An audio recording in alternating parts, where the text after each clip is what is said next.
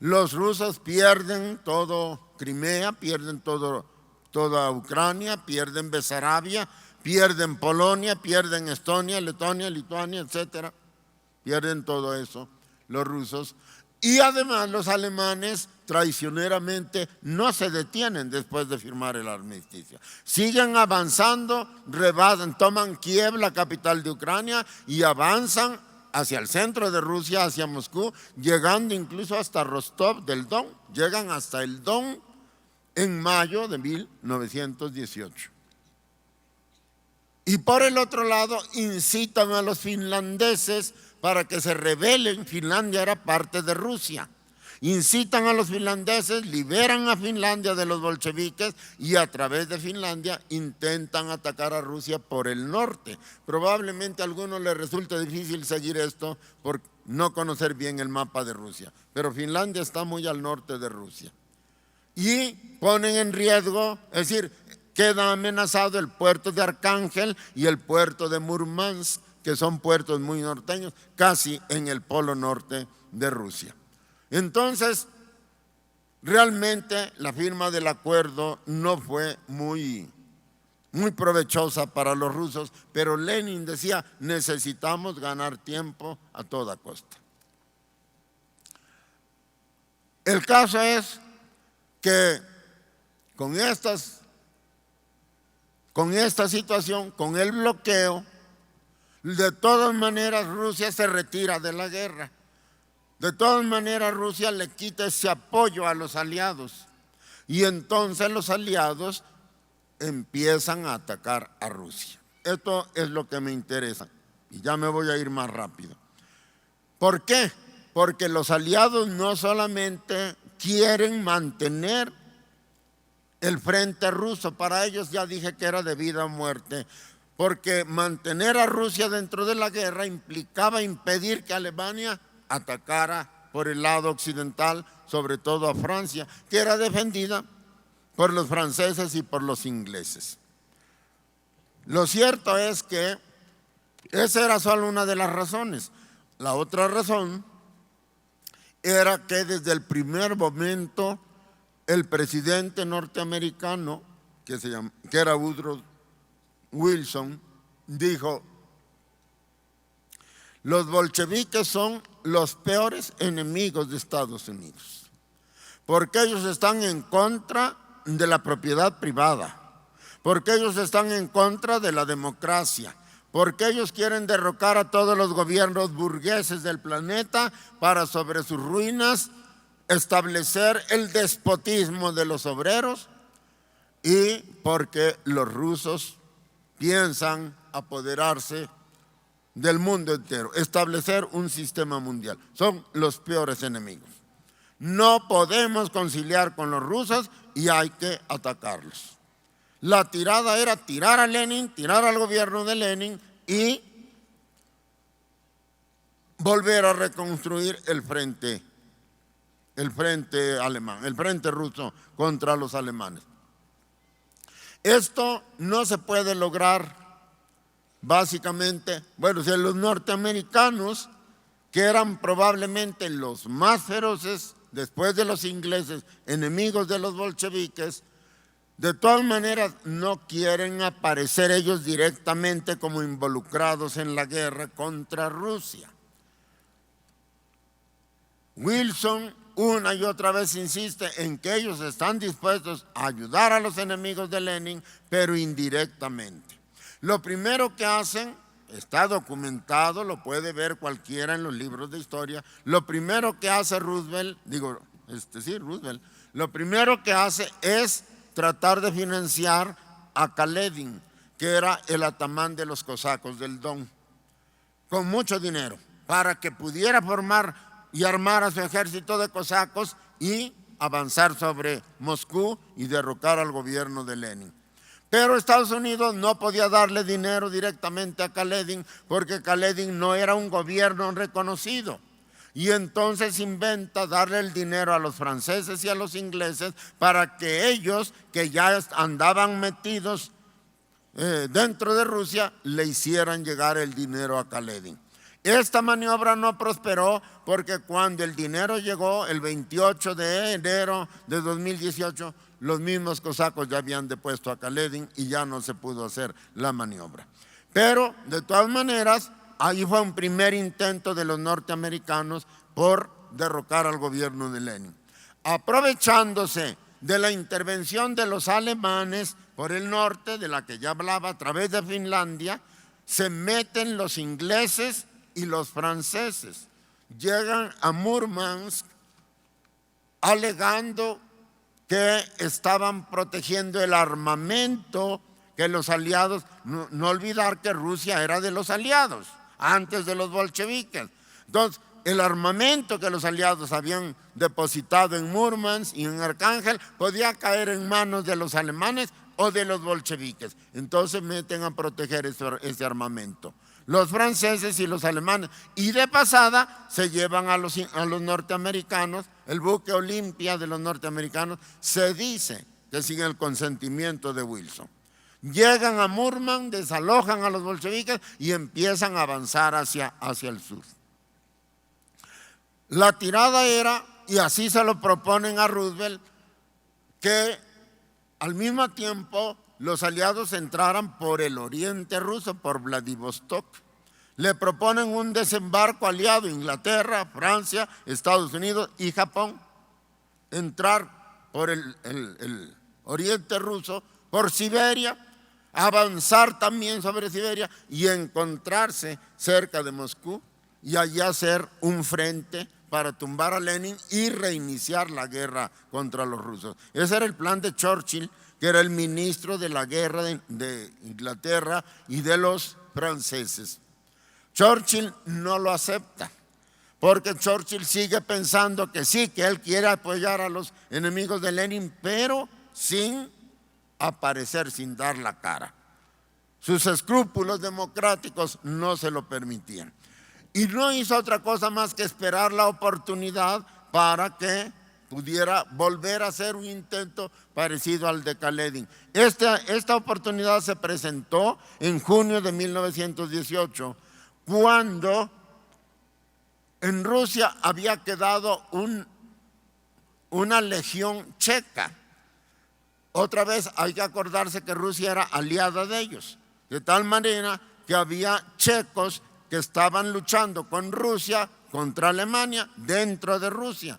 Estos checos se dice que algunos eran desertores, alemanes y austriacos, y que otros eran prisioneros de guerra que los rusos habían incorporado a esta legión. Eran algo así como 70,000 hombres armados. Entonces, estos aliados checos de Rusia, al ver que ya Rusia es bolchevique, les dicen: nosotros nos queremos ir, pero nos queremos salir por Vladivostok, no por el frente de guerra. Y los rusos les dicen que sí, pero tienen que entregar las armas. Y dicen los checos: no, nosotros no entregamos las armas.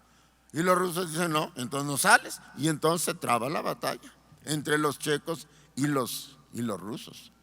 Y a los checos inmediatamente se les agregan los blancos, los enemigos de Lenin, precisamente los capitaneados por Kolchak y otros jefes blancos, y se hacen fuertes. Y al final, para hacer más breve el análisis, al final lo que ocurre es que logran derrotar a los bolcheviques y toman el puerto de Vladivostok los checos, con un buen apoyo de los rusos blancos. Así les llamaban al ejército de los enemigos de Lenin. Esto ocurre el 3 de julio de 1918. Aprovechándose de esto, ahora Wilson dice: ahora sí los apoyo. Ahora sí los apoyo. Yo voy a apoyar a los checos y a Kolchak para que ellos puedan avanzar hacia el oriente, primero hacia Irkutsk, donde estaban trabados los bolcheviques con otro grupo de los blancos, y luego a Moscú y derroquen a Lenin y rehagan el frente. Pero Churchill no quería que intervinieran los franceses y los ingleses, porque los franceses y los ingleses querían repartirse Siberia y Churchill no quería. En todo caso, la quería para él. Y entonces le propone a los japoneses que a espaldas de los ingleses y franceses se metan ellos, 7,000 hombres cada uno, a proteger a los checos y a Kolchak. Los japoneses aceptan, pero como eran otros pillos, no se conforman con meter 7,000, sino que meten primero 12,000 y a mediados de septiembre, esto está pasando en julio, a mediados de septiembre ya había 62,000 japoneses en Siberia. O sea, le estaban comiendo el mandado a Wilson. A pesar de eso, Wilson no se quiso retirar porque él decía que podía contener a los japoneses, pero la verdad es que quería ayudar a los checos y a los blancos a derrocar a Lenin. Entonces, fíjense ustedes, el gobierno bolchevique de Lenin tenía el problema de los alemanes, tenía el problema de Kaledin primero y luego de Kolchak y de Denikin, y luego el ataque de los franceses y de los ingleses y los americanos, dice que medio fuerza, por el norte y por el oriente tenía el ataque de los japoneses y los norteamericanos. Aquello era una cosa terrible. La crisis del gobierno de Lenin era tremenda. Mucha gente no daba 3 centavos por el gobierno bolchevique. Pues para no hacerle largo el cuento, Lenin finalmente derrotó a los del norte, derrotó a Kolchak, lo fusilaron el 6 de febrero de 1920, si no me equivoco, o el 7 de febrero de 1920, y obligaron a la retirada primero de los franceses y los ingleses en el norte y finalmente de los norteamericanos. Esto ocurre más o menos en abril de 1920. Los únicos que se quedan al final son los japoneses hasta 1922, en donde tienen que abandonar el territorio ruso porque ya ni los ingleses, ni los franceses, ni los estadounidenses, ni la opinión pública japonesa estaban de acuerdo y tuvieron que salir. En ese momento Lenin puede tomar posesión de todo el territorio que era antes de los zares y establecer su gobierno. O sea, la Revolución de Octubre, que casi todo el mundo la relata como la toma del Palacio de Invierno, fue como la toma aquí de Madero. La verdad es que eso fue el principio. Todavía faltaba el asesinato de Madero y Pino Suárez, y que fue cuando se desató la verdadera guerra sangrienta. Lo mismo pasó allí. Lo mismo pasó allí. Y digo yo, es verdaderamente sorprendente, yo sí lo quiero subrayar, sorprendente cómo ganó la batalla Lenin, cómo ganó la batalla el partido bolchevique. Muy sencillo, porque tenía el apoyo de los obreros, los campesinos y los soldados. Ellos fueron los que derrotaron a toda esta fuerza. Obligaron a los norteamericanos a salirse, a los ingleses, a los franceses y a los japoneses y a los alemanes. A los alemanes, ¿cómo se dice? El leonino pacto con los alemanes lo deshizo la República de Weimar, porque no hay que olvidarse que Weimar, que era parte de Baviera, elige un gobierno más o menos de corte comunista. Allí entraba, en esa lucha, entraron Rosa Luxemburgo y Carlos Liebknecht, que fueron asesinados por la reacción alemana. A pesar de eso se establece la República de Weimar y la República de Weimar firma un tratado de paz con los rusos, el Tratado de Rapallo, según el cual devolvían, es decir, nulificaban el acuerdo que se había tomado con los alemanes, y a cambio de eso Rusia permitía el entrenamiento del ejército alemán en su territorio, cosa que prohibía el Tratado de París, que puso fin a la Primera Guerra Mundial. Esto se lo han reprochado a Lenin como la primera traición. No es cierto. Este pacto se firmó con el gobierno de Weimar, con la República de Weimar, que era proclive, simpatizante de los bolcheviques. También llegó al poder, al calor de la Revolución Rusa, un gobierno comunista en Hungría, el de Béla Kun, que derribaron los rumanos con apoyo de los norteamericanos. Pero el hecho es que todo esto, que fue una inmensa, una colosal hazaña militar, se debe al apoyo del pueblo ruso. Aquí hay que decir y hay que hacer justicia. Quien organizó al Ejército Rojo y lo puso en condiciones de combatir fue precisamente León Trotsky. Es el creador del Ejército Rojo. Trotsky ha escrito las cosas de modo tal, a mi gusto, un tanto exageradas, como dando a entender como que si él hubiera hecho todo. No, claro que no.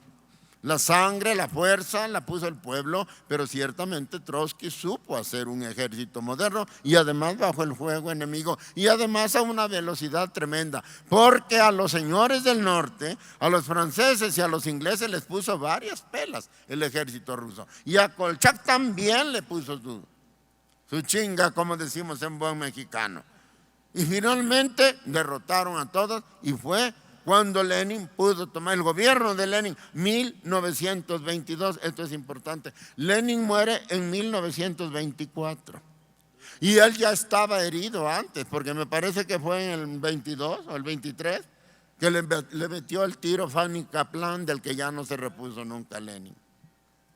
En el 19, en 1919 me aclaran aquí. Lenin estaba enfermo por el balazo que le dieron. Así es que Lenin propiamente no pudo hacer lo que probablemente él hubiera hecho. Pero ahora sí, vamos a entrar al asunto. Ahí está ya el gobierno bolchevique. Primera cosa, el gobierno bolchevique se estabiliza después de un inmenso sacrificio del pueblo ruso. Después de dificultades increíbles. Nadie pensaba, nadie creía que Lenin y su gobierno fueran a durar probablemente ni un mes. No creían que Lenin fuera a poder derrotar a todos estos señores y lo hizo. Y lo hizo con el apoyo del pueblo. La otra cosa que me interesa señalar es, tanto Wilson como los ingleses y los franceses no tenían duda de que había que derrotar a Lenin, primero para mantener a Rusia dentro de la guerra. Era el objetivo práctico inmediato, pero de manera fundamental porque ellos odiaban al gobierno bolchevique. Ellos sabían lo que significaba la revolución de Lenin, lo decían con toda claridad. El gobierno bolchevique quiere acabar con la propiedad privada. El gobierno bolchevique no es democrático. Quieren instaurar la dictadura del proletariado. Ellos decían el despotismo del proletariado. El gobierno de Lenin quiere derrocar a los gobiernos legítimos para instaurar regímenes comunistas. El gobierno de Lenin y los bolcheviques quieren apoderarse del mundo. Dijo un secretario de Estado, creo que se llamaba Robert Lansing, dijo, el gobierno ruso no es confiable porque desafía todos los actos de razón y de buena fe. No se puede confiar en él. Y además, todas las convenciones y las costumbres que subyacen al derecho internacional. No podemos pactar con los rusos. Hubo intentos. El mismo Churchill, el mismo Wilson escribió una invitación a Lenin y a los blancos para dialogar en Prinkipo en 1919. Prinkipo es una ciudad, un puerto turco ahora que está muy cerca del estrecho de los Dardanelos. Y Lenin aceptó, pero los blancos no aceptaron dialogar con Lenin. Luego mandaron a un embajador, a Bullitt, que negoció con los bolcheviques, y Lenin le dijo, sí, acepto esto y esto y esto y esto. Y cuando Bullitt regresó con la aceptación de los bolcheviques, ninguno quiso respaldar las negociaciones. ¿Por qué? Se dice que el secretario de Estado norteamericano puso frente a la oferta de Chicherin, porque una vez que Trotsky se hace ministro de la guerra, deja el Ministerio de Relaciones y lo toma Chicherin. Y Chicherin hace una oferta de paz a todos los países y le escribe el secretario de Estado, ni pensarlo. Y el presidente Wilson piensa lo mismo. Winston Churchill, que siempre fue el peor enemigo de Rusia, le propuso a Wilson: mira, vamos a armar un ejército de voluntarios para que no nos acusen de intervencionistas. Yo creo que podemos juntar no menos de 1 millón de voluntarios y los mandamos a Rusia a derrocar a los rusos, a derrocar al gobierno de Lenin. Wilson no quiso, por lo que ya dije. Él traía sus propios tejes y manejes a través de los japoneses, a través de Kolchak y a través de los que habían invadido por el norte a Rusia. Pero lo cierto es que ellos querían derrocar al gobierno de Lenin, no solo para mantener la guerra con Alemania, sino sobre todo porque sabían lo que representaba la revolución bolchevique. Había que acabar con el peligro comunista. Por lo tanto, y esta es otra cosa que yo quiero subrayar, la Guerra Fría, que todo el mundo dice que se inició después de la Segunda Guerra Mundial, es falsa. Eso es falso. El término mismo de Guerra Fría sí se acuñó después de la Segunda Guerra Mundial. Lo acuñó un periodista norteamericano cuyo nombre no me acuerdo ahorita, no lo quiero inventar. Fueron 2 términos definitorios de la Guerra Fría: la Guerra Fría, el bautizo de Guerra Fría, y la cortina de hierro. El término Guerra Fría lo inventó un periodista norteamericano, y el término de cortina de hierro lo inventó Churchill en un discurso que vino a dar aquí a Estados Unidos después de la Segunda Guerra Mundial. Y por eso todo el mundo se va con la finta y dice que entonces empezó la Guerra Fría. No es cierto, la Guerra Fría empezó aquí. La Guerra Fría empezó con el ataque de los aliados contra Lenin y su partido. Y esto es importante tenerlo en mente, porque veamos cuándo tuvo paz Rusia. ¿Cuándo tuvo paz Rusia? Ya dije que tan pronto se supo que estaban negociando la paz con los alemanes, bloquearon a Rusia. Y el bloqueo lo levantó Wilson en julio de 1920, pero lo levantó a medias. Dejó restricciones muy severas. Por ejemplo, no extendían más que por excepción pasaportes de ida y de vuelta a Rusia. A las empresas les dijo: los que quieran negociar con Rusia lo van a hacer por su cuenta y riesgo. El gobierno no se hace cargo de nada. No podían recibir el pago en oro ruso. Nada. Aquí no aceptamos oro ruso. Si quieren nuestras mercancías, que paguen en dólares. O sea, yo no te vendo dólares, no hay comercio. No los dejaban dar créditos de largo plazo, máximo 6 meses. 50% de la compra al contado y 6 meses de plazo, si no, no hay negocio. O sea, el bloqueo siguió. Los rusos tenían, obviamente, el gobierno de Lenin tenían interés en que lo reconociera el mundo como gobierno legítimo, sobre todo después de que habían ganado la guerra. Sobre todo después de que los mismos norteamericanos se habían tenido que ir de Rusia, porque les constó que el pueblo ruso no los quería. Pues no, señor, no quisieron reconocer al gobierno de Lenin. Y el argumento era ese. Dijo Wilson: el bolchevismo es un error y por lo tanto tenemos que combatirlo como se combate cualquier error. No pueden durar en el poder porque son un error y nosotros no les vamos a dar vida artificial. Y eso lo declaró después de que ya se había retirado. Estamos hablando de mediados de 1920, cuando ellos se habían retirado en abril de 1920.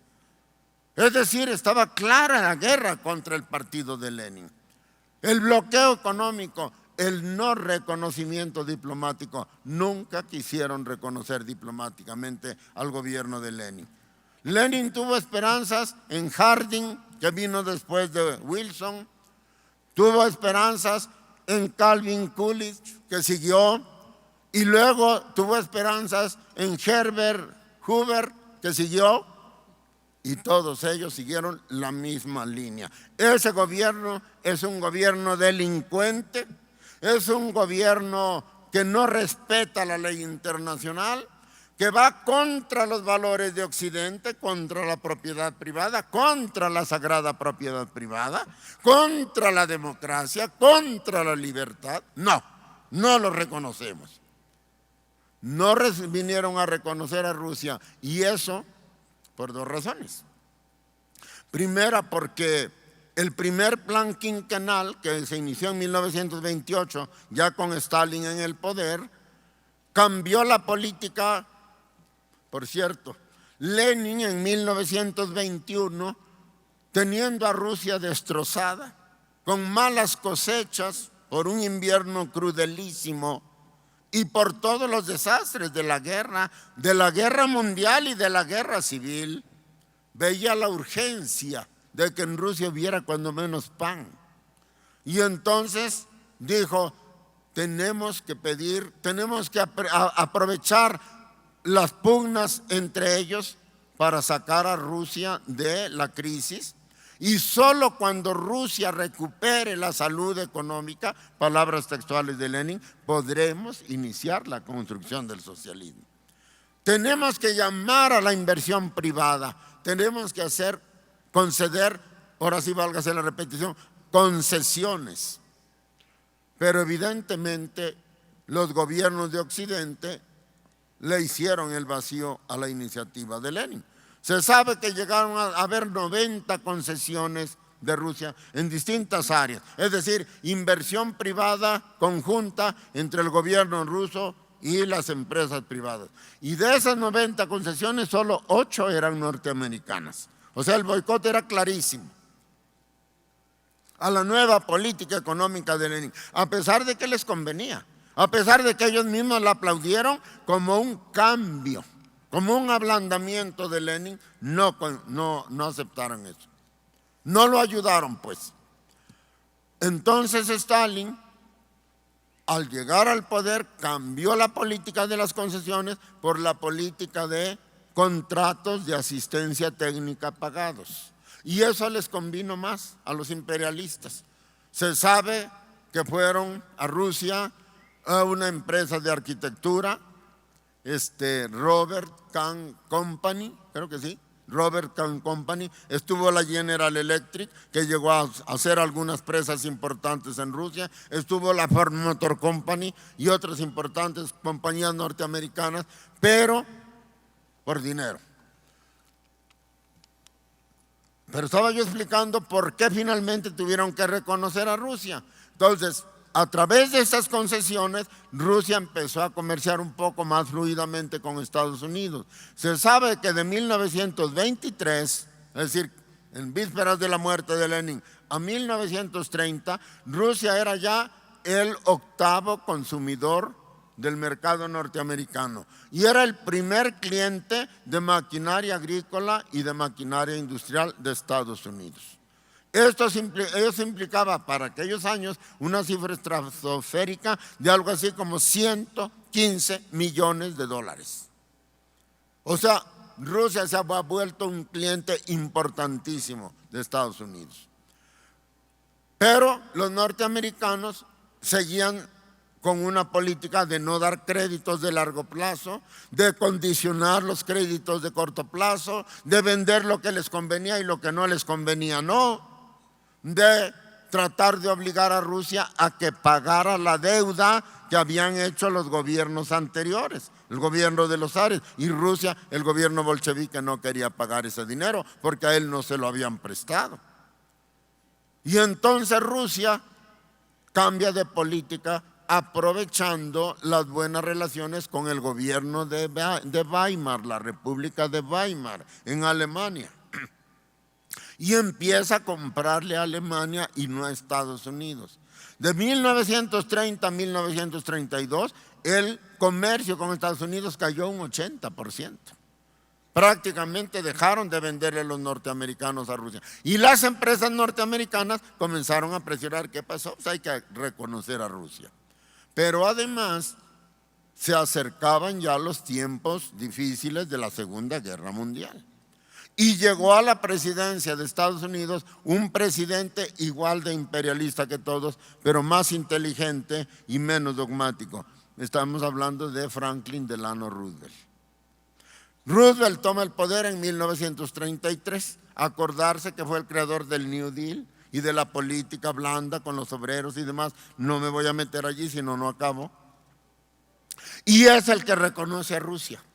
Y con él empieza a haber mayor relación, mayor comercio y se abren las posibilidades de una alianza. Hitler llega al poder en 1933, derrocando, digamos, a la República de Weimar. Y Hitler llega al poder repudiando por sí y ante sí el Tratado de París, el Tratado de Versalles, que había puesto fin a la Primera Guerra Mundial.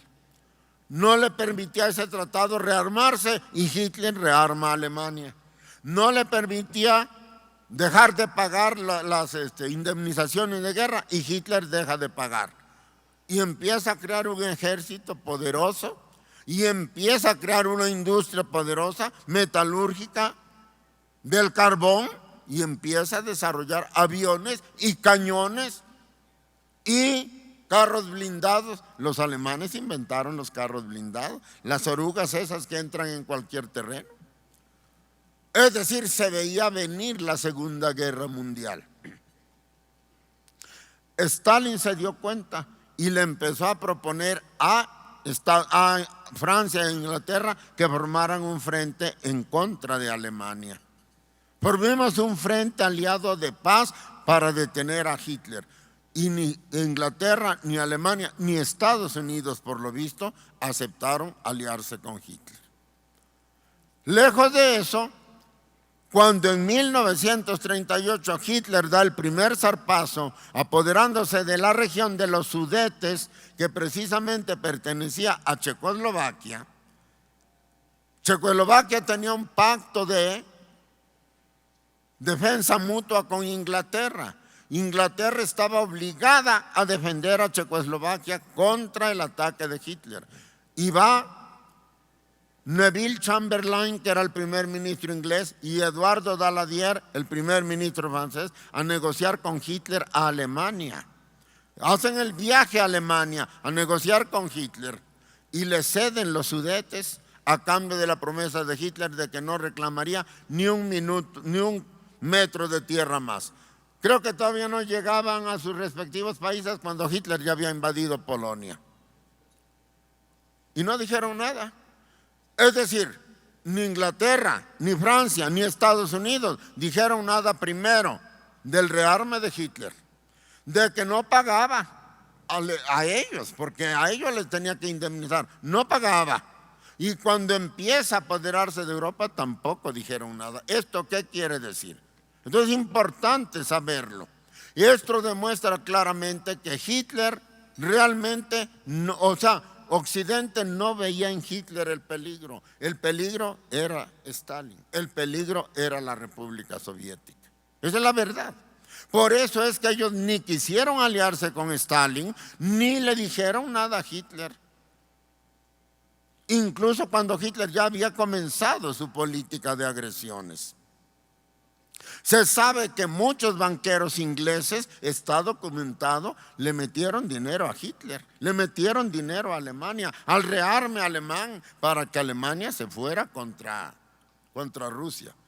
La Segunda Guerra Mundial fue en mucho una conspiración de Occidente contra los bolcheviques, contra el gobierno de Stalin. Claro, aquí sucede como el que crea tecolotes y luego se le vienen encima. Cuando Hitler se sintió ya poderoso, cuando el imperio alemán, el Tercer Reich, quiere decir el tercer reino, el tercer imperio. ¿Por qué?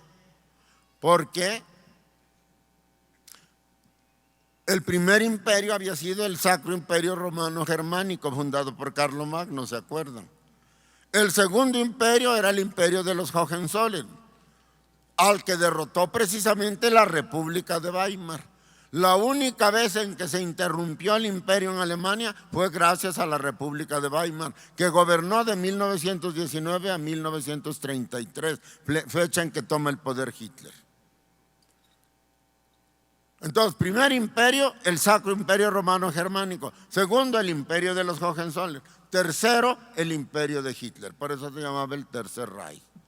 Cuando Hitler se sintió lo suficientemente fuerte y poderoso, ya no quiso compartir el mundo con nadie. Es decir, allí aparece por primera vez la verdadera ideología imperialista en toda su crudeza. Porque imperialistas ya eran Inglaterra, Francia y Estados Unidos. Ya dije que Estados Unidos, de hecho, se convierte en imperio en 1900. Pero Hitler es el primero que lo dice expresamente. Hitler es el primero que dice, nosotros somos la raza superior. Y lo hemos demostrado porque tenemos el mejor ejército, los mejores aviones, los mejores tanques, la economía del hierro y del acero más poderosa. La economía en general más poderosa. Somos los amos del mundo y queremos que el mundo sea nuestro. No peleaba Hitler por ampliar sus fronteras, quería todo el mundo. Quería un dominio absoluto de Alemania sobre el mundo. Y el argumento principal de Hitler era el racismo. Acuérdense lo que dije hace ratito del racismo. El racismo era filosofía oficial del Tercer Reich. Hitler decía, la raza germana es la raza superior y es la que tiene que dominar al mundo por la buena o por la mala.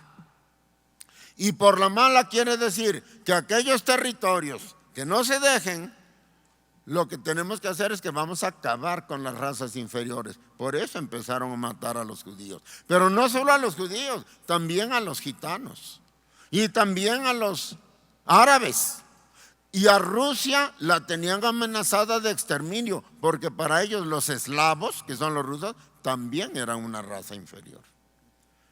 La ferocidad de Hitler ya estaba cantada, ya se sabía, y a los señores imperialistas de Occidente les valió madre.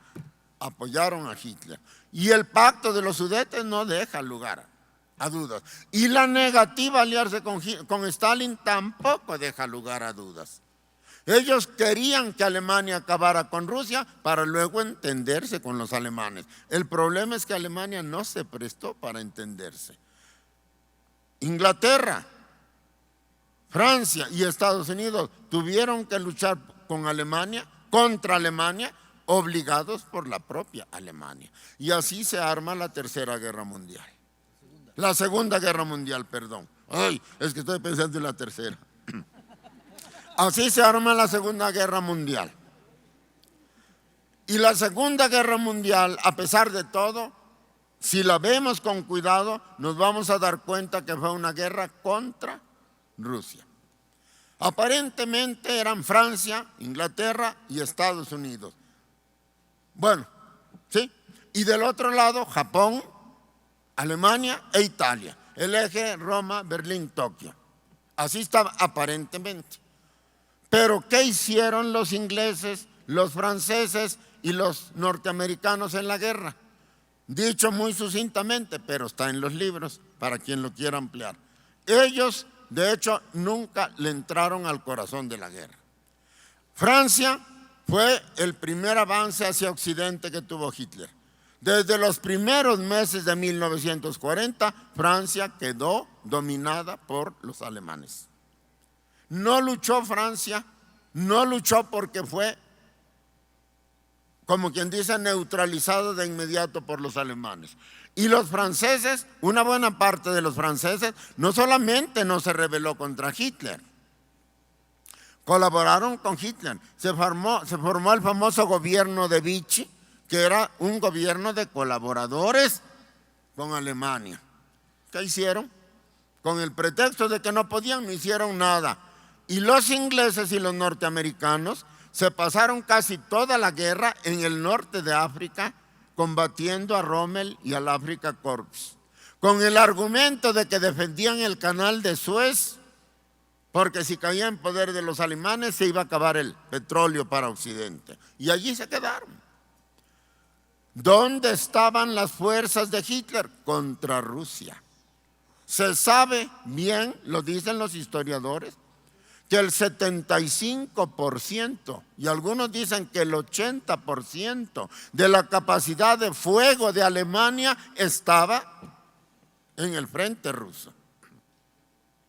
Estaba en el frente ruso. El desastre en Rusia tampoco deja lugar a dudas.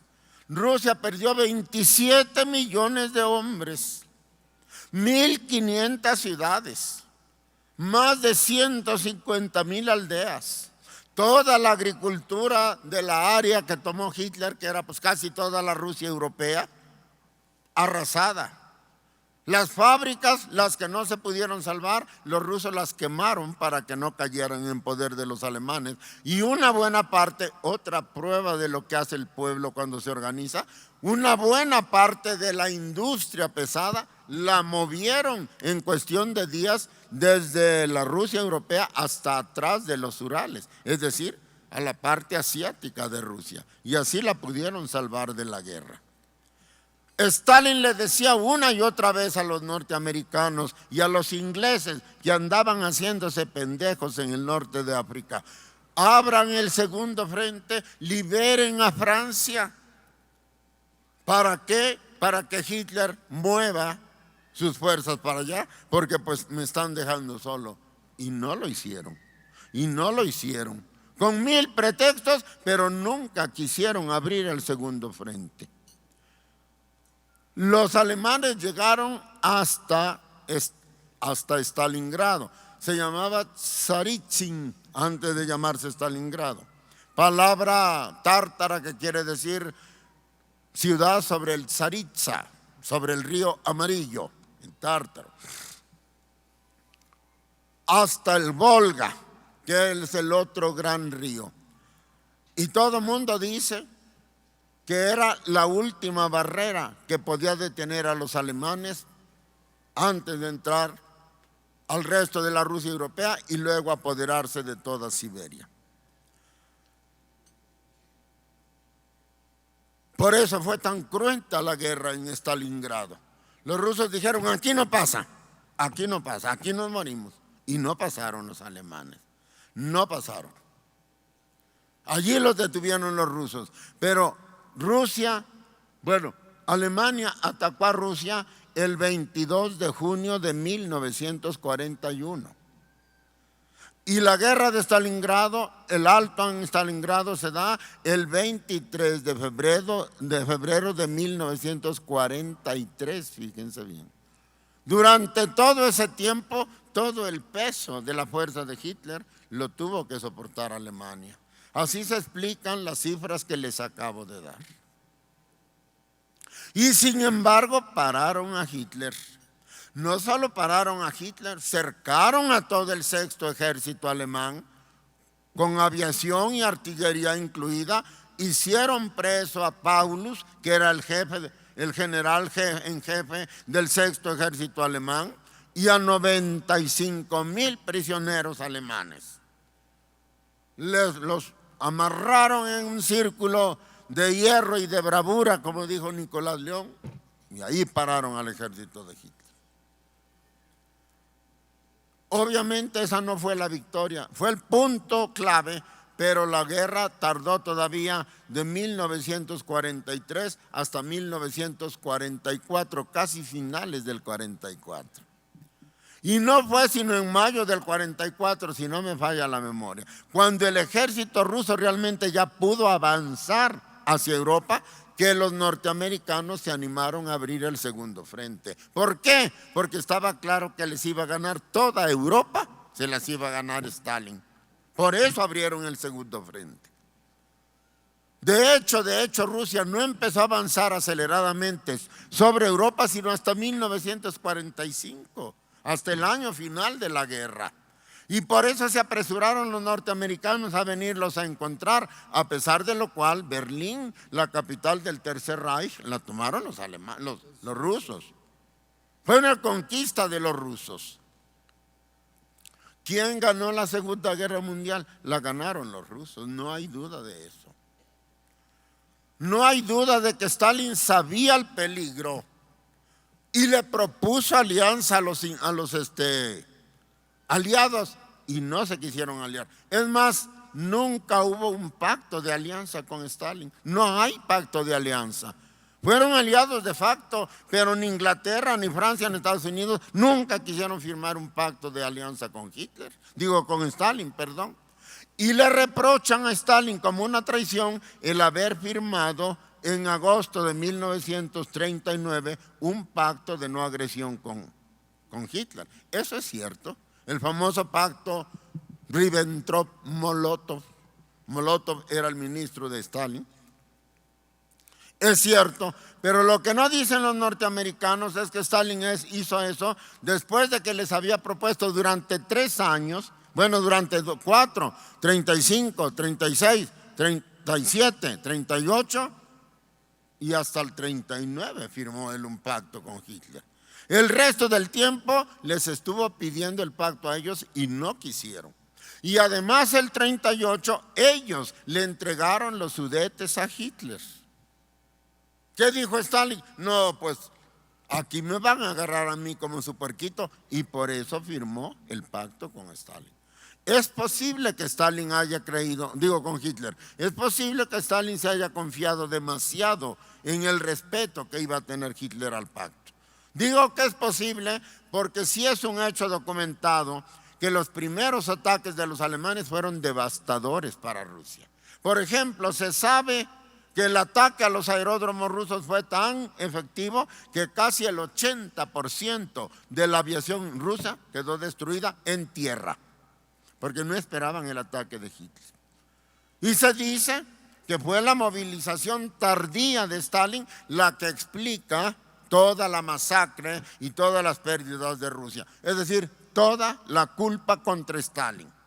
Alguna culpa debe tener, pero lo que no dicen, y yo quiero decirlo aquí, es que esa masacre, esas pérdidas terribles, se explican más que por la inmovilidad de Stalin, porque los señores de Occidente dejaron que Alemania cargara toda su fuerza contra Stalin.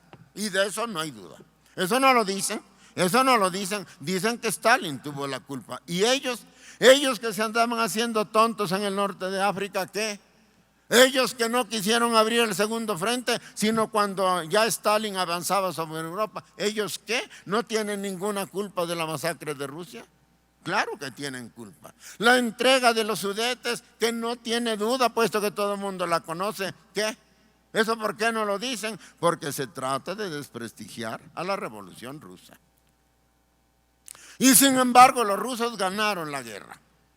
Los rusos ganaron la guerra. Y gracias a los rusos, hoy no tenemos a una dictadura fascista implantada en el mundo entero. Y gracias a eso los mexicanos todavía respiramos y podemos decir que somos mexicanos, porque Hitler nos hubiera metido a los hornos crematorios sin pensarlo. Nosotros para ellos éramos una raza inferior. Para los norteamericanos de hoy también, no nos hagamos ilusiones.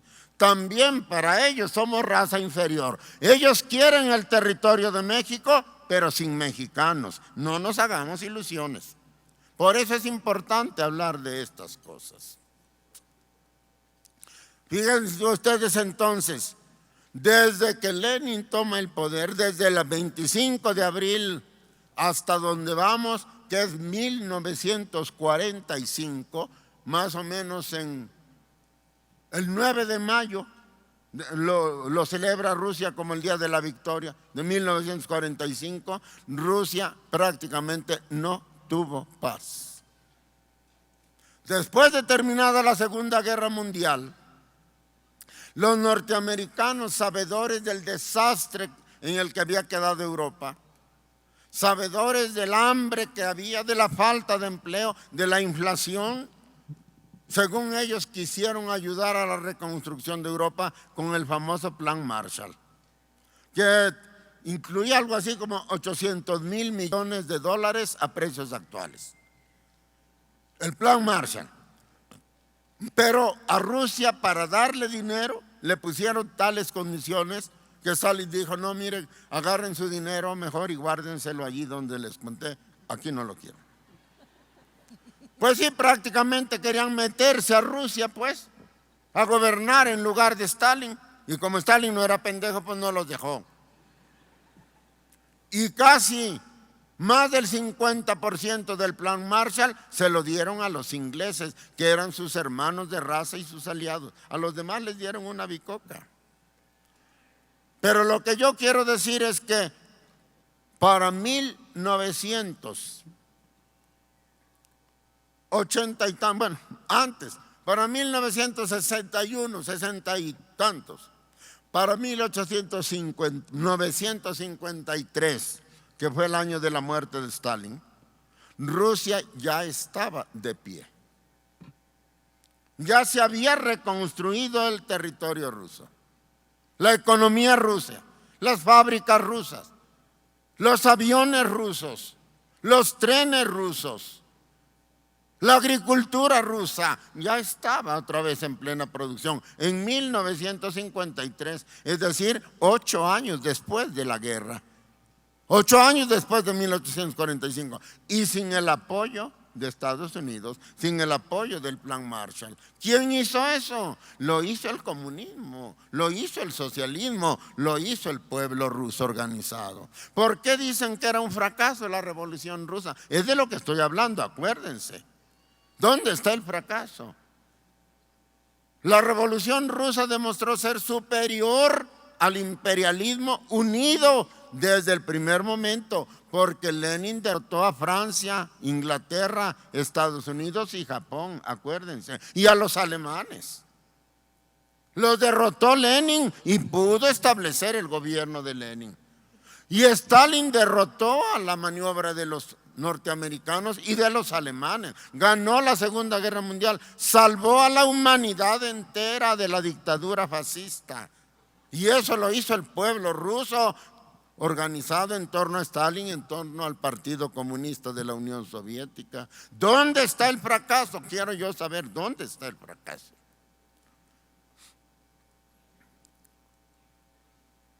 El caso es que para 1989 se dijo, bueno, para 1991, en 89 cayó el muro de Berlín, para 1991 se dijo, Rusia no puede seguir así. Rusia implosionó y se declara vencida y le entrega la victoria a Estados Unidos y sus aliados. ¿Por qué? ¿Qué fue lo que no podía hacer Rusia? Se los digo para darle más fuerza a mi argumento. Yo acabo de ir a Rusia. Hice un viaje largo, fatigosísimo. No fui a pasear. Fui a estudiar y fue un viaje agotador, pero que a mí me dejó una lección muy clara. A pesar de todo, la vida rusa es otra. Yo conozco Europa también, porque ya fui, gracias a Antorcha, ya fui a Europa. Conozco Inglaterra, Francia, Italia, Alemania, Holanda, España, conozco. Y ninguno de esos países vive como vive Rusia. En ninguno de esos países vi que jugara tan importante papel la cultura como en Rusia. Ciudades del tamaño de Izúcar de Matamoros, no más que más bonitas, claro, tienen 3 teatros, uno para danza, otro para comedia, otro para música. 2 o 3 universidades, parques y jardines verdes y bien cuidados. Monumentos, eso sí, por toda Rusia. Monumentos y más monumentos a la Gran Guerra Patria, a la Segunda Guerra Mundial, a Lenin y a los héroes de la Segunda Guerra Mundial. El pasado en Rusia no se ha ido. La historia rusa no se ha ido. Ellos viven en medio de su historia. Y los niños conocen a Lenin de cara y conocen las masacres y saben lo que pasó en sus ciudades. Aquí, ¿quién conoce a Zapata? Aquí, ¿quién conoce a Villa? ¿Quién conoce a Morelos? Aquí nuestros héroes están olvidados. Eso es cosa del pasado. Ahora vivimos en el siglo XXI. Pues sí, señores, pero la historia no se va. Y estaba yo diciendo, fui a ver a Rusia y puedo decir que Rusia es el pueblo más culto, más tranquilo, más pacífico, más limpio, más educado de toda Europa. Allí no se le meten por los ojos los anuncios de bares y de discos y de cabarets y de cines y de... No, señores. Sí hay tiendas y todo y tienen sus letreritos, pero la cosa no está tan escandalosamente dominante sobre la gente. No se ven vendedores de periódicos en las calles, es más, ni puestos de periódicos en las calles. No hay ambulantes en Rusia. A mí nunca me dijeron no salgas de noche porque te van a asaltar. No, señor. Se puede caminar por cualquier ciudad rusa a cualquier hora. El promedio de la educación del pueblo ruso es superior a los de Europa, porque nosotros no contamos, hablando francamente. Y debo de decirlo, y todo esto porque yo lo investigué bien, no es obra de Putin. No es obra del capitalismo de hoy, es obra de la revolución comunista de Lenin. Lo que Rusia tiene y lo que hace de Rusia un pueblo ejemplar ahora, después de caída la revolución, se debe a la revolución de Lenin, a la revolución de Stalin. No hay duda de eso. Yo ya lo fui a ver y el que diga que no, que me ponga sus cartas enfrente. ¿Dónde está el fracaso? Bueno, y sin embargo, desapareció, cayó la Unión Soviética y ahora Rusia vuelve a ser capitalista. Eso es cierto. Ahora tenemos que preguntarnos por qué. Tenemos que preguntarnos por qué. Y yo creo que para no alargarme más, la cosa la podemos comenzar con la NEP. Cuando Lenin en 1921 lanza su iniciativa de la NEP, a pesar de que él todavía tenía fundadas esperanzas de una revolución, pues cuando menos europea, esas esperanzas se las daba la República de Weimar, se los daba el gobierno de Béla Kun en Hungría. Y a pesar de eso, Lenin se dio cuenta de que Rusia no podía desarrollarse sin el apoyo de la empresa privada, del capital privado, incluso del capital privado extranjero. Y abrió las puertas de Rusia. Abrió las puertas de Rusia al capital extranjero. ¿Por qué no fue el capital extranjero a Rusia? Por dos razones principales que es necesario tener en cuenta. Primero, porque el capital entonces tenía mucho donde invertir. No necesitaba tanto invertir en Rusia. Ahora ya no. Ahora ya no tiene mucho donde invertir. Por eso se está metiendo con su ejército. Pero entonces no. Y la otra razón es que ya estaba en marcha la Guerra Fría. Ya estaba en marcha la política mundial de estrangular a Rusia económicamente e incluso militarmente. No hay duda de eso. Están las declaraciones de Wilson, están las declaraciones de Robert Lansing, su secretario de Estado, están las declaraciones de Churchill, que le proponía que se metieran a tumbar a Lenin, todos los países aliados. Están las declaraciones del gobierno francés al que su agregado militar en Moscú, Jacques Sadoul, muy conocido por cierto, porque publicó obras muy favorables a Rusia, el libro ese que me regalaron, es de Jacques Sadoul. Él les dijo, yo creo que debemos apoyar a los bolcheviques. Si queremos que Rusia siga apoyando luchando, apoyemos a los bolcheviques. ¿Y qué dijeron los franceses? Ni pensarlo. Nosotros no queremos saber nada de esa bola de delincuentes. Está claro. No pudieron. No pegó la política de Lenin. Pero lo importante es que Lenin vislumbró que la empresa privada tenía que jugar un papel en el desarrollo de Rusia. Stalin no tenía la visión de Lenin, eso es cierto. Stalin no tenía la capacidad globalizadora de Lenin, eso es cierto. Y probablemente ni la profundidad dialéctica de pensamiento que hacían falta para llevar las cosas por un camino menos difícil. ante la falta de la revolución mundial que no se concretó, porque incluso la República de Weimar cayó en 1933, Stalin optó, es decir, la disyuntiva era clara. Si no podemos instaurar la revolución mundial, ¿es posible hacer el socialismo en Rusia, solo en Rusia, sí o no? Y allí estaba la disputa con Trotsky. Allí entró la disputa con Trotsky. Trotsky dice, no, si no hay revolución mundial, no podemos hacer el socialismo en un solo país. Lo que sí podemos hacer es un capitalismo menos voraz, un capitalismo menos opresor para las masas rusas, para los campesinos rusos, y además un capitalismo que desarrolla Rusia aceleradamente y cree la base material y económica para poder dar el salto socialista.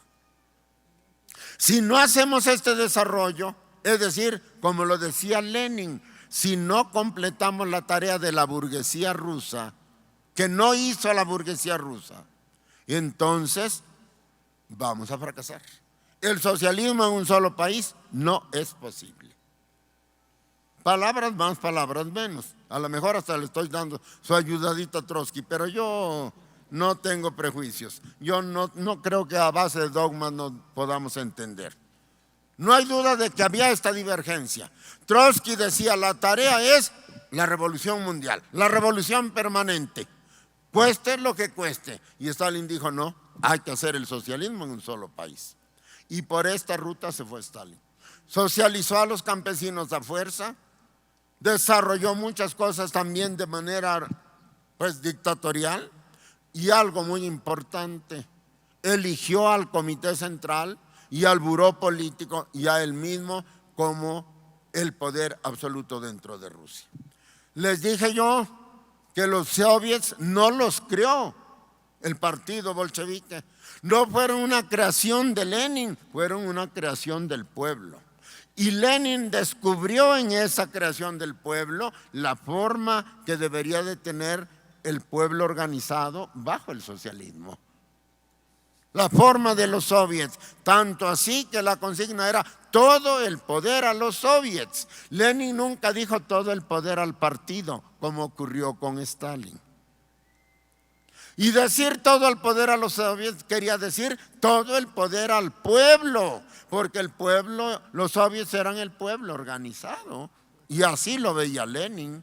Yo conozco el escrito de Lenin poco antes de su muerte, lo he leído bien, donde Lenin dice, el gobierno que hemos creado es una mierda.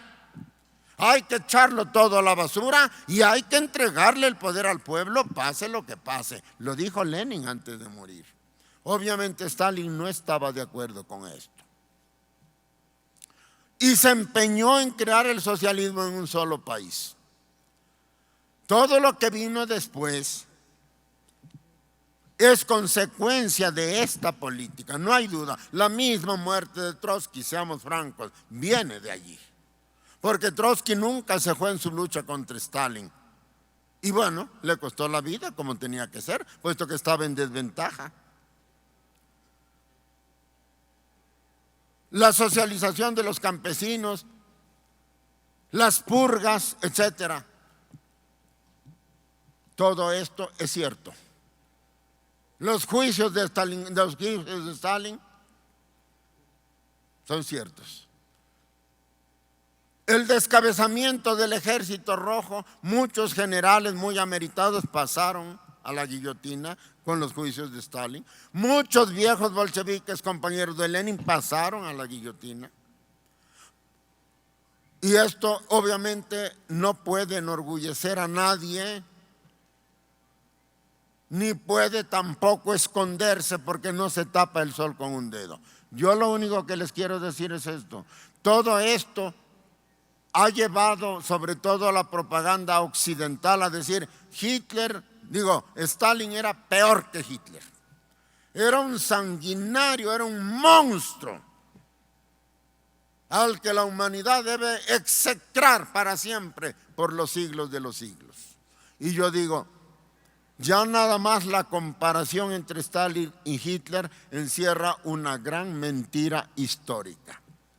No pueden ser igualados Hitler y Stalin, porque Hitler quería dominar al mundo solo para Alemania y quería que al mundo lo gobernara la raza teutónica, matando incluso a los pueblos débiles. Y la matanza de judíos no me deja mentir a mí. Yo no estoy inventando aquí nada. Stalin era un comunista a pesar de todo. Lo que Stalin hizo, lo hizo porque creyó que era el camino correcto para la liberación de la humanidad, para acabar con la explotación del hombre por el hombre y para crear una sociedad de iguales, libre, culta y digna de ser vivida. Y allí está el resultado. Yo ya lo fui a ver con mis ojos y ya dije que no estoy hablando de lo que ha hecho Putin, que por cierto no ha hecho gran cosa. Fui a ver lo que hizo Stalin. Moscú, San Petersburgo, sobre todo Moscú, no serían lo que son sin la arquitectura que promovió Stalin. Hasta las viviendas de los trabajadores estaban labradas como palacios, con un estilo neoclásico. Y Moscú es una ciudad impresionante. Y si tú preguntas si esto y aquello, todo lo hizo el comunismo, todo lo hizo Stalin. Los grandes teatros, el Bolshoi y demás, los hicieron los comunistas. Las universidades que hay, las hicieron los comunistas. ¿Hizo eso Hitler? No, señores. No es posible decir que Stalin era peor que Hitler. Eso solo se puede decir si nos colocamos en el punto de vista de los capitalistas de hoy, de los imperialistas de hoy. ¿Esto quiere decir que las matanzas y los juicios y demás estuvieron bien? No, señores, pero sí quiere decir que Stalin creía que valía la pena para salvar a la humanidad. Y en esto, aquí va la otra parte que hay que razonar. Stalin no está solo. ¿Ustedes han leído la historia de la Revolución Francesa? Pues si no la han leído, se la recomiendo que la lean. ¿Han leído la historia de la Comuna de París? Pues si no la han leído, se les recomiendo que la lean. Vean cuánta gente se murió. Cuántos miles de obreros y de pueblos se murieron también. ¿Qué revolución se ha hecho con claveles? A ver, díganme cuál. Entonces, ¿por qué solo a Stalin se le cuentan los muertos? ¿Por qué no se le cuentan los muertos a Bush? Los muertos a Obama, los que están haciendo ahorita los norteamericanos, ¿por qué no se los cuentan? ¿Por qué solo cuentan los muertos de Stalin? Porque de lo que se trata es de satanizar a Rusia, a su revolución, a su líder. Es posible que si Stalin hubiera seguido el otro camino, el del desarrollo acelerado del capitalismo ruso, hubiera sido menos duro el problema. Pero eso lo digo solo a nivel de posibilidad. Alguien ha dicho, lo malo de la revolución comunista de Rusia es que fue un proceso muy sanguinario. Y repito, ¿y ya estudiaron la Revolución Francesa? ¿Y ya estudiaron la Comuna de París? ¿Ya estudiaron la Guerra de Independencia de México? ¿Saben ustedes qué pasaba en la Guerra de Independencia? ¿Saben lo que hacían los españoles con los insurgentes? A don Antonio, el jalisciense, bueno, un héroe jalisciense que se atrevió a conquistar primero Guadalajara, por eso Hidalgo se fue a refugiar con él. Cuando lo agarraron, lo descuartizaron, lo hicieron pedazos y tiraron sus pedazos por los 4 puntos cardinales los españoles. Ahora nos espantamos de que los narcos degollan y cuelgan a los cuerpos, pero los españoles degollaron a Hidalgo, a Aldama, a Abasolo y a Jiménez. ¿Y qué hicieron con sus cabezas? Las metieron dentro de una jaula de hierro y colgaron cada una en las 4 esquinas de la Alhóndiga de Granaditas para escarmiento de los rebeldes. Según la ley de Indias, todo el que caía prisionero debía ser sometido a juicio. Pues eso se abolió durante la Guerra de Independencia. Y el que caía prisionero, allí mismo lo fusilaban. Miles de muertos costó la Guerra de Independencia. Y para nada, porque al final de cuentas Hidalgo y Morelos perdieron la guerra. La independencia no la hicieron ellos, la hicieron los gachupines, que es otra de las mentiras de nuestra historia.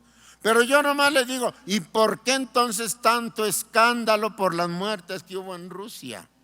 Yo quisiera que me dijeran dónde los pueblos se han liberado en serio sin este derramamiento de sangre.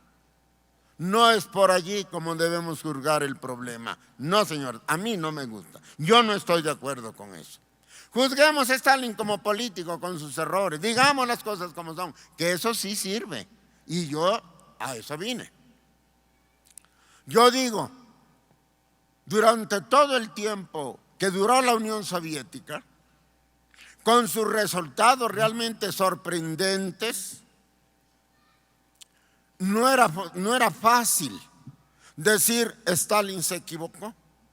No era fácil decir Stalin la regó. Debió haber seguido el camino de Lenin, el camino de la NEP, perfeccionándolo. Debió haberle hecho caso a Trotsky. No era fácil porque allí estaba el socialismo. Stalin podía decir, ahí está mi obra. Y además vuelvo a decir, y con razón.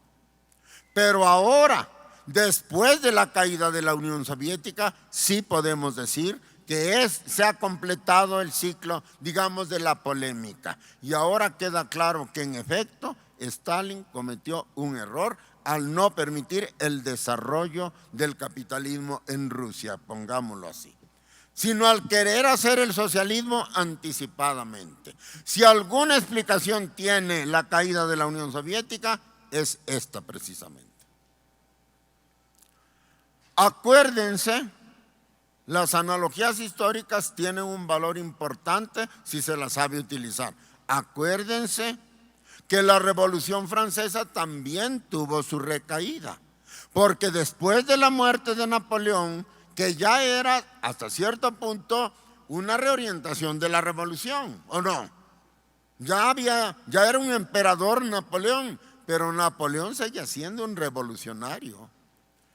Napoleón había recogido las banderas de la burguesía francesa, que era la burguesía progresista de aquel momento.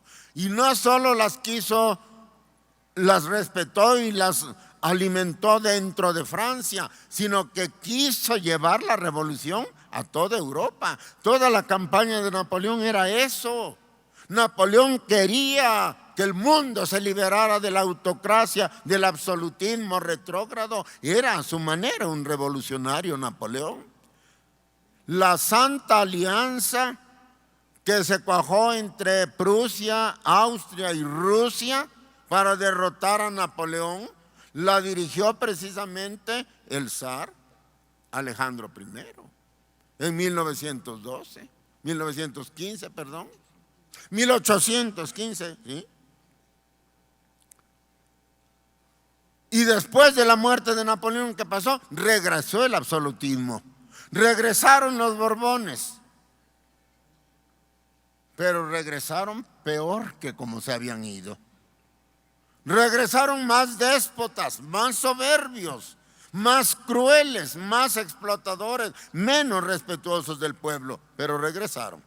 ¿Y qué hizo el pueblo? Los mandó derechito a donde tenía que mandarlos. Y esto no se estabilizó sino hasta con la llegada de Luis Felipe. ¿Qué hizo Luis Felipe? Juró la constitución burguesa.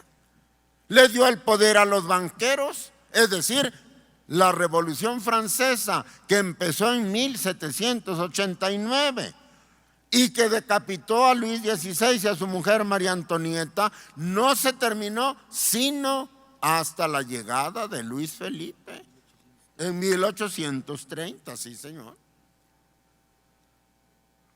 O sea, la revolución a veces tiene, o bueno, quizás siempre, esta especie de regreso cuando la revolución ha ido demasiado lejos.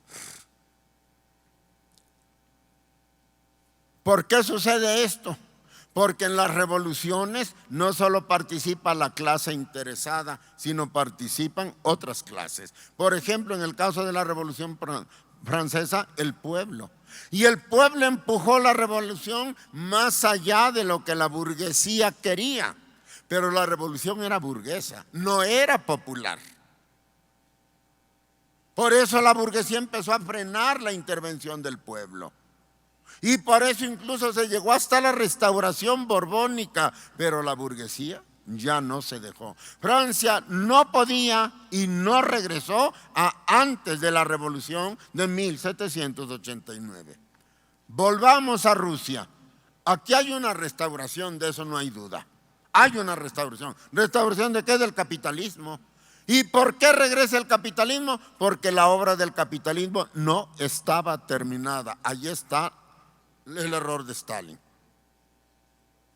Lenin ya lo había visto con la NEP, pero seguramente no había visto toda la magnitud del problema. Pero con su capacidad, con su objetividad, con su carácter de genio, de genios, Lenin hubiera visto a tiempo el camino. Stalin no pudo. Se empecinó con el socialismo en un solo país y eso lo llevó a enfrentarse con su pueblo, a ser demasiado sanguinario con su pueblo, es cierto. Y no solo eso, sino también sacrificó a la revolución mundial. También le pidió a los comunistas del mundo que se refrenaran, que dejaran de hablar de lucha de clases, que formaran un frente antifascista nacional. Dejó a los griegos en la estacada porque no se quería pelear con Inglaterra. Todo en aras del socialismo en un solo país. El mundo entero debería sacrificarse para que Rusia pudiera construir la sociedad del futuro. Así pensaba Stalin.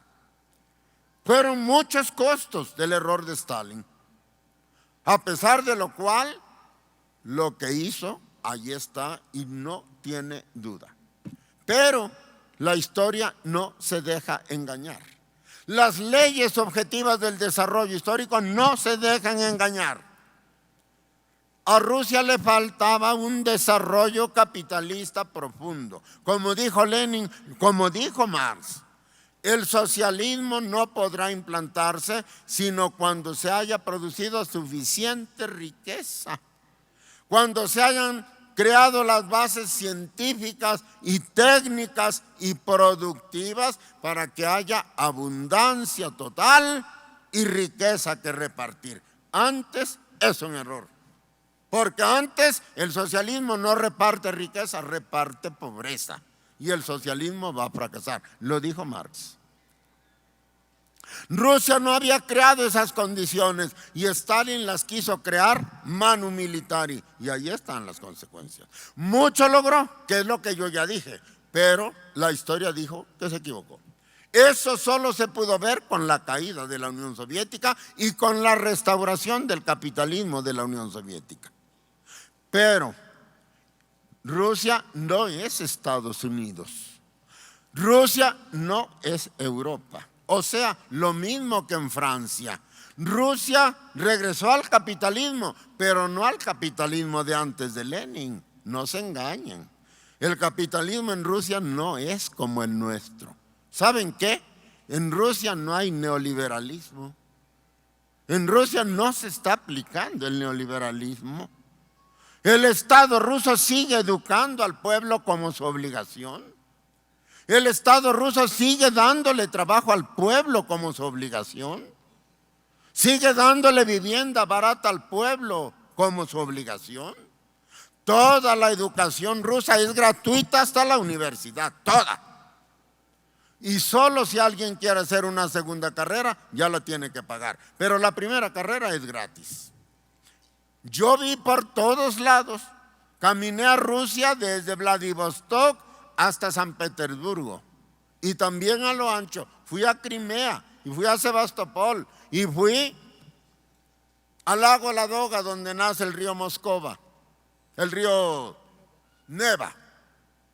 Vi a Rusia y en ninguna parte vi casuchas, ni cartolandias, ni niños pidiendo limón en la calle, ni prostitutas ofreciéndose a cualquier hora del día. No las vi. Muchos rusos nos dijeron que sí hay pobreza. Y Juan Carlos, creo que con bastante tino, dijo, pues sí, pero no hay miseria, como en México. Aquí habrá pobreza, pero la pobreza está bastante tolerable. No hay mugre en las calles rusas. No hay prostitución a ojos vistas. No hay periódicos por todos lados ni ambulantes. Lo que hay es cultura. No hay otro país del mundo, se los aseguro, donde la cultura juegue el papel que juega en Rusia. Y pues ya no digamos México, donde la cultura es solo un sueño dorado. Eso fue lo que produjo la revolución de Stalin. Y a pesar de eso, el tiempo dijo, la historia dijo que hace falta el desarrollo capitalista de Rusia. Por eso regresa el capital. El capital tiene mucho que hacer todavía en Rusia. Y para el que dude o crea que estoy inventando, ahí tenemos a China. Vean ustedes cómo va China de aceleradamente, pero con propiedad privada. Pero con propiedad privada. ¿Qué está demostrando China? La razón que tuvo Lenin cuando en la NEP, cuando pidió inversión extranjera privada, le dijeron, estás entregando la revolución. Y dijo Lenin, no señores, no es cierto. Ustedes razonan como metafísicos y yo como dialéctico. Porque para garantizar que este país es de los obreros, no necesitamos tenerlo todo. No necesitamos tener en la mano toda la cadena. Solo necesitamos tener el eslabón fundamental. Y el eslabón fundamental es el poder político en manos del partido, en manos del pueblo y de su partido revolucionario comunista. Mientras tengamos el poder en nuestras manos, Rusia está en poder del pueblo. Eso dijo Lenin. Y los chinos lo están probando.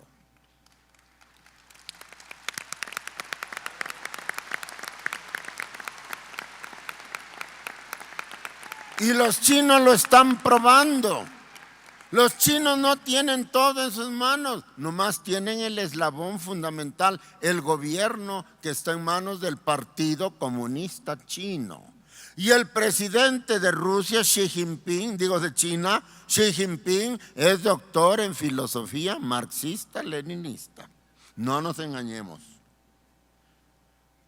Rusia, a mi gusto, eso sí ya no me comprometo, ni quiero comprometer a nadie, pero a mi gusto, Rusia está siguiendo ya los pasos de China y va a tener éxito, porque Rusia es un país inmenso.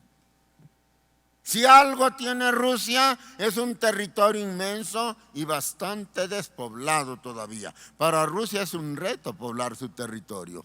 Pero los rusos nos decían a nosotros dicen que nos estamos preparando para invadir al mundo, pero ¿para qué chingados queremos al mundo si nosotros no podemos poblar Siberia? 17 millones de kilómetros cuadrados tiene Rusia, 8 veces más grande que nosotros, y casi tiene la misma población, tiene 150 millones Rusia. Pero los rusos son otra cosa. El panorama humano de Rusia es sorprendentemente bello. Hombres y mujeres sanos, alegres, jóvenes, hermosos, fuertes, todos, hombres y mujeres. Y cuando hablan, dicen, nosotros no vamos a invadir a nadie. Díganle, nos dijeron algunos, díganle al mundo lo que vieron. Díganle lo que somos, no queremos invadir a nadie. No nos estamos preparando para invadir a nadie, no somos imperialistas. Pero si vienen aquí, si quieren agredir a la patria rusa, aquí se van a chingar los que vengan. Porque Rusia se va a defender como ya se defendió 2 veces, en la Primera y en la Segunda Guerra Mundial. Lo dicen los rusos.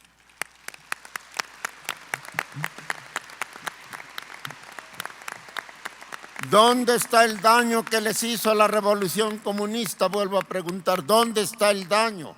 Aparte de los muertos, que además se los exageran a Stalin para quemarlo. ¿Dónde está el daño, compañeros? Quizás en esto, en este error que la historia está enmendando, error que no cometió China, y ahí está la diferencia entre Rusia y China. Error que ya había visto Lenin y que Stalin no quiso ver. Pero que la historia ya habló, a mi juicio la historia ya habló. Al caer el socialismo en Rusia y regresar el capital, la historia dijo, es que a Rusia le falta propiedad privada y desarrollo de la propiedad privada. Desarrollo de la riqueza que produce la propiedad privada, pero gobernada por el pueblo, por el Partido Comunista Chino. Y esta es la deficiencia de Rusia. Rusia debiera volver a ser gobernada por los comunistas rusos. Ahora enmendados de su error, porque ahí está China, gobernada por los comunistas, y le están ganando ya el terreno a los norteamericanos. Los norteamericanos ya no ven la salida. Ya les pasó lo del ratón, ya no quieren queso, quieren salir de la ratonera. Porque los chinos los traen con la lengua de corbata. Están creciendo al 2.3% los norteamericanos, mientras China crece al 7% anual, con el Partido Comunista Chino a la cabeza, el eslabón fundamental de la cadena. Termino, compañeros. La Revolución Rusa nos dice a nosotros que no debemos soñar aquí en México en una revolución radical y sangrienta que nos lleve a tener al rato que echar marcha atrás. No lo podemos hacer. Por eso Antorcha no miente, Antorcha no finge, Antorcha no disfraza su punto de vista, dice la verdad, como lo merecen ustedes, compañeros. Como lo merecen ustedes, la verdad y nada más que la verdad. Nosotros nos proponemos un cambio en México, pero ese cambio será con propiedad privada, controlada por los intereses del pueblo. Nuestro cambio será un cambio que permita que el pueblo desarrolle sus energías, que el pueblo trabaje, que el pueblo estudie, que el pueblo se aculture, que el pueblo dirija los destinos de México, pero que aproveche a la propiedad privada nacional y nacionalista para desarrollar a México tanto como el capitalismo mexicano lo permita, lo pueda hacer según nuestras circunstancias históricas. Por eso nosotros hablamos solo de 4 puntos. Trabajo para todos, salario remunerativo para todos, pago de impuestos equitativo, que paguen más los que ganan más para que el capital cumpla con su papel social y no solo de enriquecerse. Y reorientación del gasto social, reorientación del gasto del gobierno hacia las necesidades del pueblo. También aquí debemos de tener 2 y 3 universidades en cada ciudad, 2 y 3 teatros, ciudades limpias, bosques limpios y conservados, agua clara para todos los mexicanos. Lo podemos hacer sin necesidad de purgas de ningún tipo. Esto es lo que a mí me enseñó la historia de la Revolución Rusa. Esto es lo que a mí me enseñó haber leído a Trotsky, a Stalin, a Lenin y a los enemigos de Trotsky y a los de Lenin y a todo el que cae en mis manos. Yo no soy dogmático, yo no tengo un marxismo de manual en mi cabeza. Yo soy marxista del siglo XXI, pero soy marxista, de eso no cabe duda.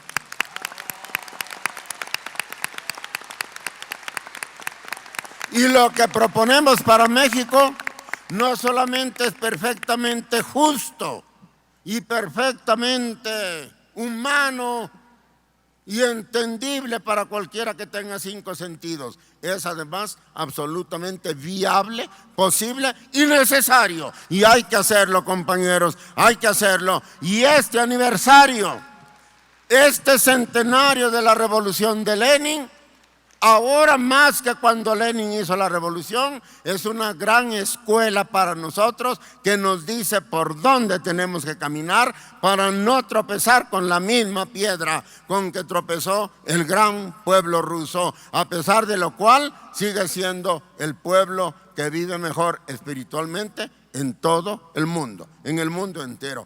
Eso quiero para México.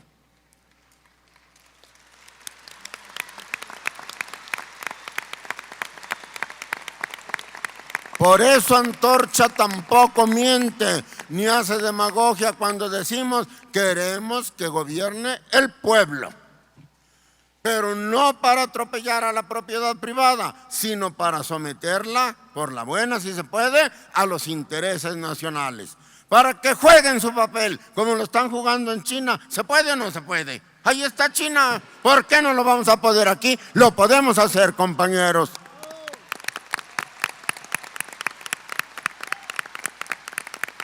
Lo podemos hacer y lo vamos a hacer, siempre y cuando ustedes no se rajen ni dejen de creer en el gran estandarte nuestro, que es, como dijo el doctor, la bandera de fuego.